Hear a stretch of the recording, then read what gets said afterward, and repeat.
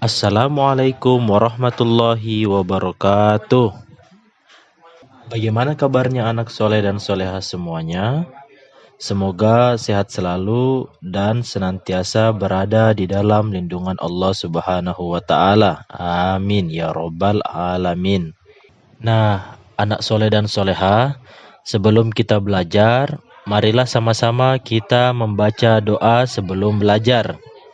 Bismillahirrahmanirrahim. Raditu billahi rabba wa bil islami dina wa bi muhammadin nabiyya wa rasula.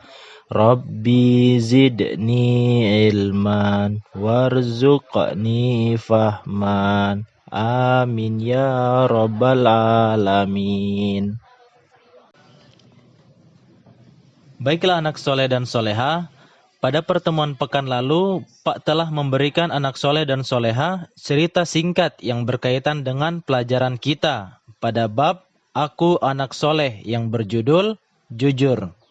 Dan di video pembelajaran kali ini kita akan melanjutkan materi tersebut, yaitu mengenai amanah serta hormat dan patuh kepada orang tua dan guru. Anak soleh dan soleha, kita masuk pada materi yang pertama, yaitu amanah. Nah, sebelum kita memulai materi tersebut, Pak ingin bertanya dulu kepada anak soleh dan soleha, apa itu amanah?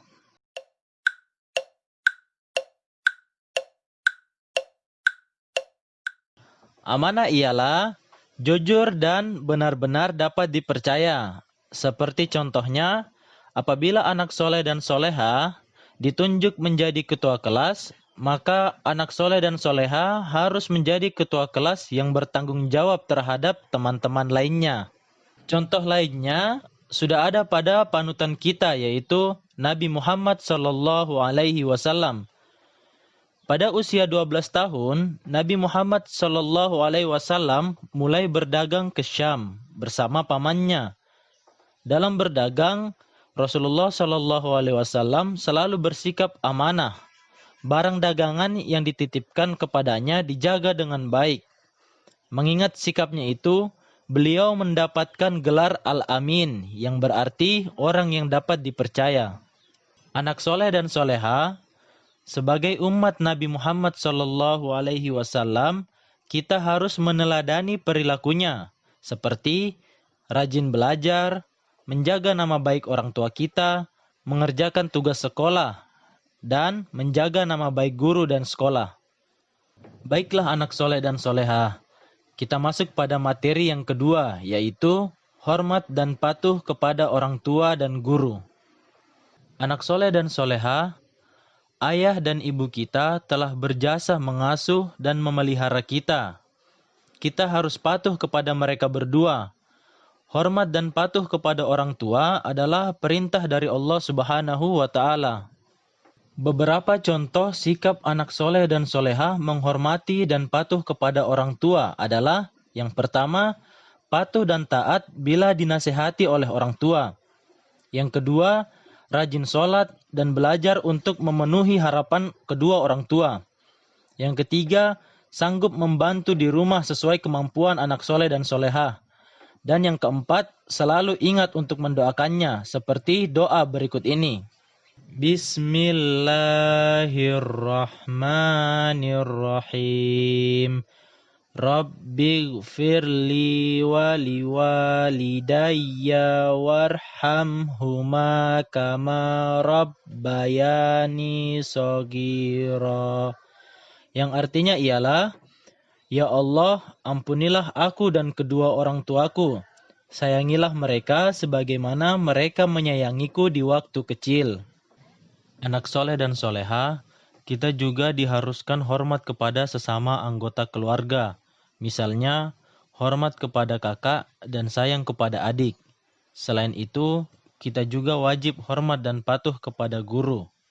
Beliau telah berjasa mendidik dan mengajarkan ilmu yang bermanfaat. Lalu, bagaimanakah cara kita menghormati guru?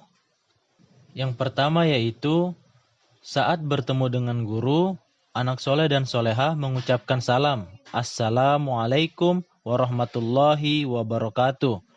Lalu bersalaman dengan mencium tangannya.